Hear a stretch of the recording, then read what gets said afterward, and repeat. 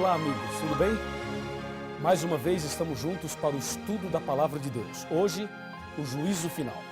Você lembra que no estudo anterior, estudamos sobre o santuário e percebemos que Jesus morreu na cruz, ressuscitou ao terceiro dia e após 40 dias ele subiu aos céus. Assim que Jesus subiu aos céus, ele entrou no lugar santo do santuário celestial. Mas, de acordo com uma data profética, baseado em Daniel 8, verso 14, Jesus passou do santo para o santíssimo e agora, nesse momento, Jesus está no lugar santíssimo do santuário celestial, intercedendo por nós. Esta afirmação está em Hebreus 9, versículo 24. Ele comparece diante de Deus para interceder em nosso favor. Agora, o que ele está fazendo exatamente agora? Agora Jesus está fazendo o trabalho já de juízo, ou seja, o juízo final já começou. E ele é dividido em 3 fases. Sabe, algumas igrejas falam sobre o juízo, algumas músicas populares e até música sertaneja também falam sobre o juízo. E existe uma reza que fala também sobre o juízo. Você deve conhecer, eu vou rezar um pouquinho para você, tá legal? Creio em Deus Pai Todo-Poderoso, conhece? Criador dos céus e da terra, e em Jesus Cristo, seu único Filho, nosso Senhor, que foi concebido pelo poder do Espírito Santo, nasceu da Virgem Maria, padeceu sob Pôncio Pilatos, foi crucificado, morto e sepultado, desceu à mansão dos mortos, ressuscitou ao terceiro dia, subiu aos céus, está sentado à direita de Deus Pai Todo-Poderoso, donde há de vir julgar os vivos e os mortos. Eu vou parar por aí. A reza continua, mas eu paro por aqui. Você conhece essa reza, não conhece? Pois é, ela diz que Jesus está à direita do Pai, de onde virá para julgar os vivos e os mortos. Até aí está tudo bem. O problema é que a reza, as músicas e muitas igrejas não explicam como será o juízo. E é justamente esta explicação que teremos agora na Palavra de Deus, na Bíblia. Veja o que está escrito em 2 Coríntios, capítulo 5, versículo 10. O apóstolo Paulo, inspirado pelo Espírito Santo, diz assim: porque importa que todos nós compareçamos perante o tribunal de Cristo, para que cada um receba segundo o bem ou o mal que tiver feito por meio do corpo. O que eu gostaria de chamar a sua atenção e destacar nesse versículo é que todos nós compareceremos diante do tribunal de Cristo. Todos, ricos e pobres, reis, governadores, presidentes, ministros, todos. Pessoas brancas, pessoas negras, homens, mulheres, pessoas de todos os níveis da sociedade, de todos os tipos, de todas as posições, todos comparecerão naquele dia diante do tribunal de Cristo. Ou seja, no juízo final, nenhuma alma escapará. Todos nós passaremos em revista diante de Deus.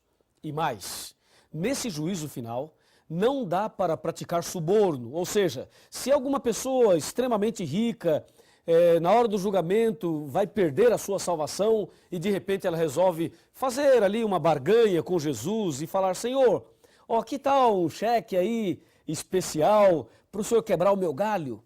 Sabe, isso não existe. No juízo de Deus, a justiça e o amor e também a misericórdia triunfam. Tudo bem que na esfera humana, na esfera humana, como nós somos pecaminosos, cheios de defeitos, pode até acontecer algum tipo aí de suborno, mas a verdade é que no juízo de Deus, Deus é perfeito em tudo que faz. E se você deseja a salvação, é preciso se preparar a partir de agora. E deve saber que perante Deus não há nenhuma injustiça. Ou seja, ninguém será salvo injustamente e ninguém se perderá injustamente. A palavra de Deus diz que todos nós iremos comparecer perante o tribunal de Deus. E a pergunta é: o que é que Deus vai julgar? Exatamente o que será julgado por Deus? Me acompanhe nesse pensamento. O que é que Deus vai julgar nesse momento envolvendo todas as pessoas, todos os seres humanos? Abra sua Bíblia no livro de Eclesiastes, capítulo 12, verso 13 e 14. Repetindo para você, capítulo 12. Abra sua Bíblia aí, eu estou fazendo a mesma coisa aqui. Está bem aqui, Capítulo 12. Vamos ler somente o verso 14. O 14 diz: porque Deus há de trazer a juízo todas as obras. Percebeu? Todas as obras, até as que estão escondidas, quer sejam boas, quer sejam más. Vem aqui, chega mais perto. Aqui diz que Deus vai trazer a juízo todas as obras. Pode se aproximar mais, bem mais perto. Ó, Deus vai trazer a juízo todas as obras. E a palavra de Deus diz, até as que estão escondidas. Diz aí, quais são as obras que nós costumamos esconder? Escondemos as boas obras ou as más obras? Com certeza, as que nós mais escondemos são as más obras. E aí, você já cometeu algum pecado e escondeu? Existe algum pecado escondido na sua vida? Que o pastor não sabe, que a liderança da sua igreja não sabe, e que a sua família não sabe, e que o seu marido não sabe, ou a sua esposa também não sabe? Alguma coisa que você fez que você escondeu, deixou escondido ali? Sabe quem fez isso no passado? Foi o rei Davi. O rei Davi praticou um adultério, depois mentiu, depois mandou matar o marido daquela mulher e escondeu esse pecado. Escondeu durante muito tempo, até que um dia o profeta Natan veio visitá-lo. E ao visitá-lo, o profeta Natan lhe contou uma história e depois revelou a Davi que o pecado que ele havia escondido não estava bem escondido assim. E aí se cumpre o texto de Jesus que diz, não há nada encoberto que não seja descoberto, não há nada oculto que não seja revelado. E o profeta Natan olhou nos olhos do rei Davi e disse, Davi, tu és o homem que cometeu este pecado. E aí Davi caiu de joelhos, arrependido, confessou seus pecados a Deus e pediu perdão. E esse momento em que ele se arrependeu está no Salmo 51, quando Davi diz, Deus, dá-me um coração puro e renova dentro de mim um espírito inabalável. O juízo final envolve a todos e Deus vai julgar todas as obras, até mesmo aqueles pecados escondidos. Hoje você saberá como agir, o que fazer para na hora do juízo receber a absolvição, o perdão, a salvação. Então vamos analisar juntos todos esses detalhes. O que fazer, como agir diante do juízo, tá legal? Então vamos abrir a Bíblia e vamos saber detalhes do juízo e saber como devemos agir. Me acompanhe, por favor. Me acompanhe aqui. Aqui está.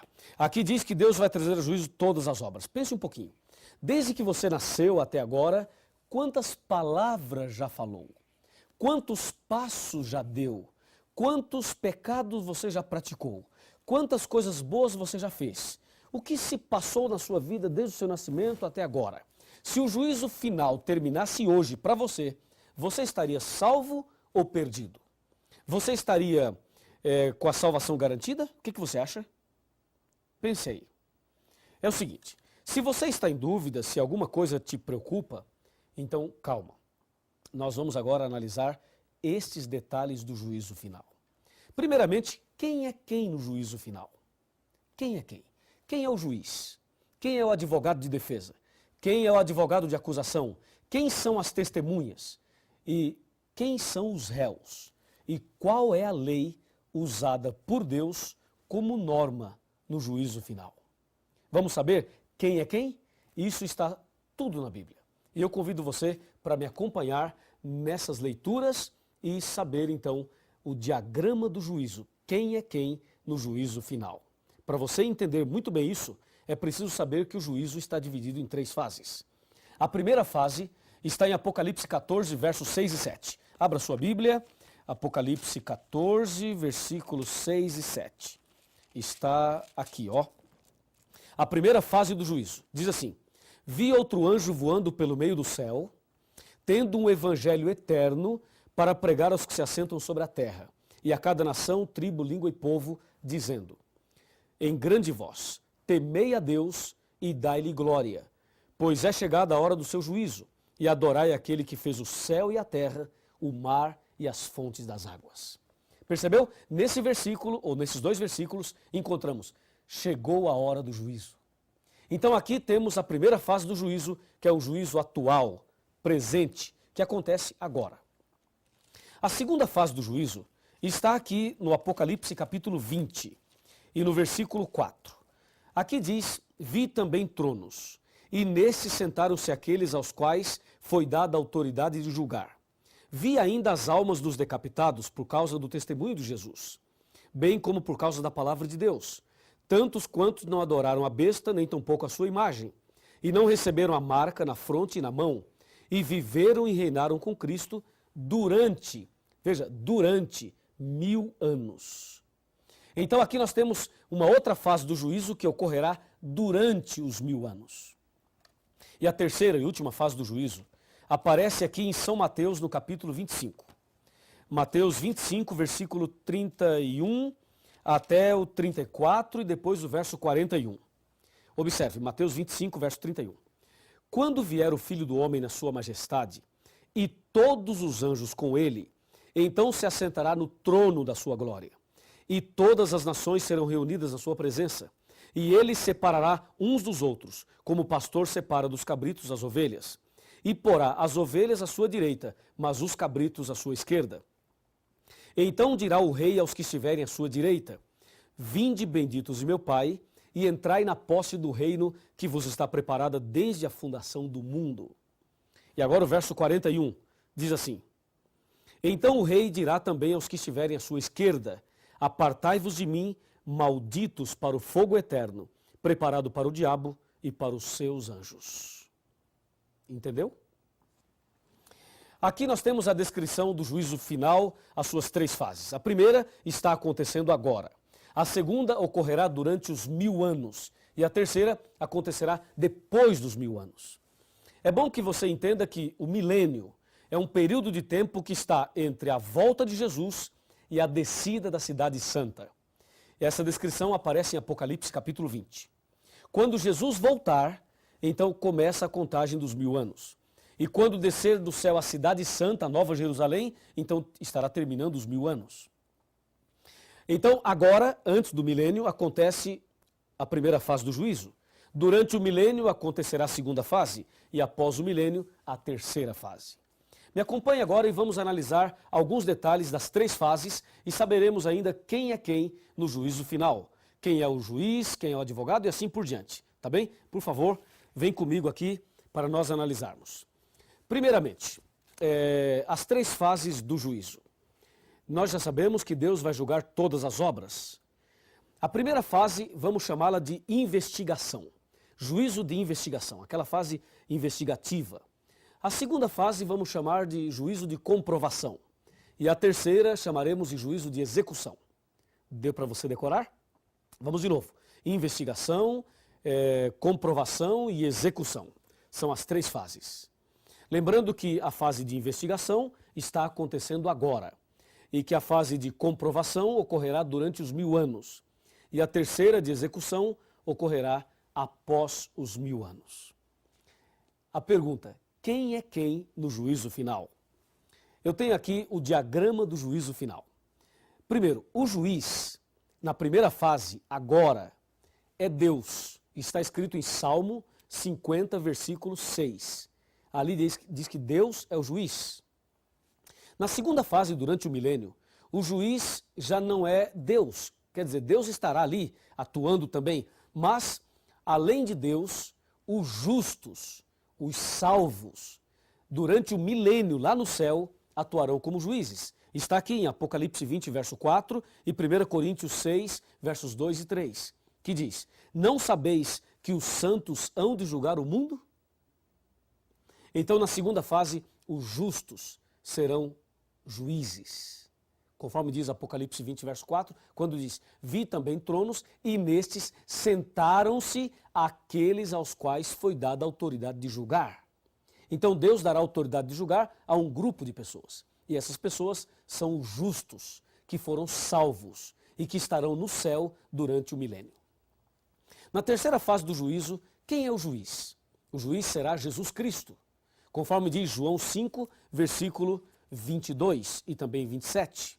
Ali diz, o Pai a ninguém julga, mas deu ao Filho todo o juízo.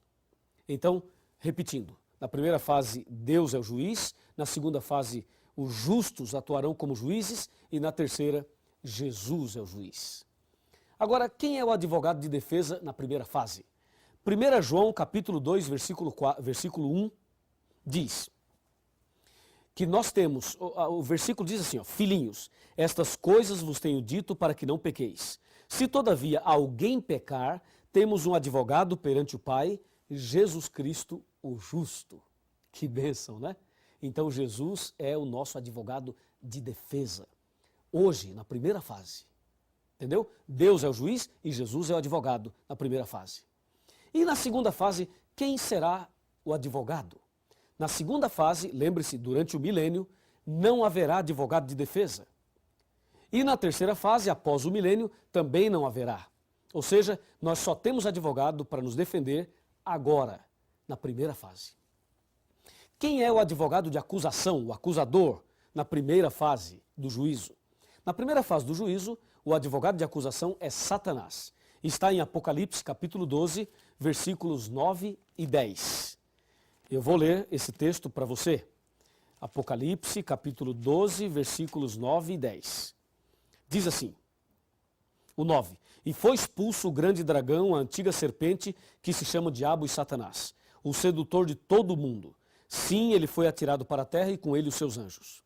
Então ouvi uma voz do céu proclamando, agora veio a salvação, o poder, o reino do nosso Deus e a autoridade do seu Cristo, pois foi expulso o acusador de nossos irmãos, o mesmo que nos acusa de dia e de noite, diante do nosso Deus. Portanto, o acusador é Satanás. Na segunda fase, onde estará o acusador?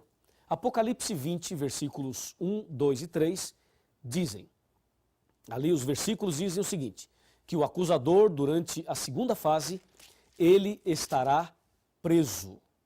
Vai descer do céu um anjo que tem a chave do abismo e vai prender Satanás por 1000 anos. Então, na segunda fase, o acusador estará preso.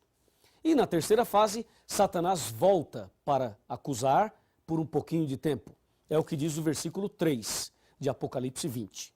Aqui diz, claramente, lançou-o no abismo, fechou-o e pôs selo sobre ele, para que não mais enganasse as nações, até que se completassem os 1000 anos. Depois disto, é necessário que ele seja solto por pouco tempo. Então, depois do milênio, na terceira fase, Satanás volta como acusador, mas por pouquinho tempo. Agora, quem são as testemunhas? As testemunhas do juízo final são os anjos. Apocalipse 5, versículo 11. Os anjos. Na primeira, na segunda e na terceira fase. Os anjos são as testemunhas. E quem são os réus? Claro que os réus são todos nós, não há dúvida. Mas, na primeira fase do juízo, os que estão sendo investigados, julgados nesse processo investigativo, são os cristãos, os justos, os filhos de Deus. Conforme diz aqui 1 Pedro 4,17. Está aqui, ó. 1 Pedro 4,17. Porque a ocasião de começar o juízo pela casa de Deus, ou seja, pela igreja, é chegada. Ora, se primeiro vem por nós, qual será o fim daqueles que não obedecem ao evangelho de Deus? Então, percebeu? O juízo começa pela casa de Deus, pela igreja, pelos cristãos, por aqueles que servem a Deus. É o que diz a palavra de Deus. Então, hoje, os cristãos estão sendo julgados. Na segunda fase do juízo, durante o milênio, os ímpios serão julgados. Na verdade, na segunda fase do juízo, o julgamento é só de comprovação. E na terceira fase do juízo, todos ouvirão de Cristo a sentença final. Os justos ouvirão de Cristo, vinde benditos de meu Pai. E os ímpios ouvirão de Cristo, apartai-vos de mim para o fogo eterno. E por último, a lei. Qual é a lei usada por Deus como norma para o juízo? Tiago, capítulo 2, de 10 a 13, diz que são os 10 mandamentos. Os 10 mandamentos é a lei usada por Deus como norma para o juízo. Se os 10 mandamentos são usados por Deus como norma para o juízo, eu pergunto, o que dizer daqueles que não aceitam a lei, que não aceitam os 10 mandamentos? Como será o julgamento deles? Por isso, é importante entender não somente o diagrama do juízo, mas também a vida de obediência que Deus espera de nós. Então, fechando este estudo, esse pensamento, entenda o seguinte. Na primeira fase do juízo, Deus é o juiz. Na segunda fase, os justos. E na terceira fase, Jesus. Na primeira fase, Jesus é o advogado. Na segunda e na terceira, não haverá advogado de defesa. O acusador. Na primeira fase, o diabo é o acusador. Na segunda fase, ele estará preso. E na terceira, ele volta como acusador. As testemunhas são os anjos nas três fases. Os réus. Hoje, os justos estão sendo julgados. Na segunda fase, os ímpios. E na terceira, todos. A lei usada como norma para o juízo são os 10 mandamentos nas três fases. Eu gostaria de fechar o estudo chamando a sua atenção para o seguinte ponto. Hoje, Cristo é o meu e o seu advogado, mas um dia ele será o nosso juiz. Então aproveite agora, já que Jesus está diante do Pai, intercedendo por mim e por você. Aproveite esta oportunidade para se ajoelhar e clamar a misericórdia de Deus, para confessar os seus pecados, para pedir perdão pelos pecados passados, pelos pecados presentes e também por aqueles que você escondeu em algum momento. Confesse a Deus. Se você não lembrar algum pecado, peça perdão por aqueles que você não lembra e a misericórdia de Deus estará sobre você. E tenha certeza absoluta, quando chegar o momento final da história, se você for fiel, confessar os seus pecados a Deus, pedir perdão a Deus e abandoná-los e andar em comunhão com Jesus, com certeza você será vencedor e vitorioso. Eu creio nisso e por isso eu convido você agora, já que tomou essa decisão, a orar comigo. Feche os seus olhos, vamos orar. Querido Pai Celestial, muito obrigado porque o Senhor Jesus é o nosso advogado, porque Jesus intercede por nós. Muito obrigado por sabermos também que o sangue de Jesus nos purifica de todo o pecado. Quando chegar o momento da decisão final da nossa vida, que nós possamos estar preparados. Eu entrego esta pessoa nas tuas mãos, em nome de Jesus. Amém. Quando penso em minhas faltas e fracassos, e quantas vezes, meu Deus, decepcionei, eu me sinto incapaz e envergonhado. Não mereço ter jamais o seu perdão. Mas Jesus deixou o seu trono lá no céu, morreu na cruz e assim me libertou. Remido fui pelo sangue de Cristo, remido fui por seu imenso amor.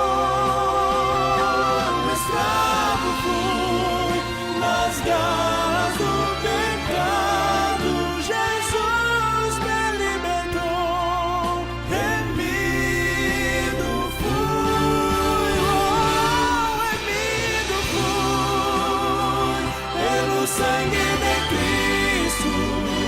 Remido fui por seu imenso amor. Um escravo fui nas garras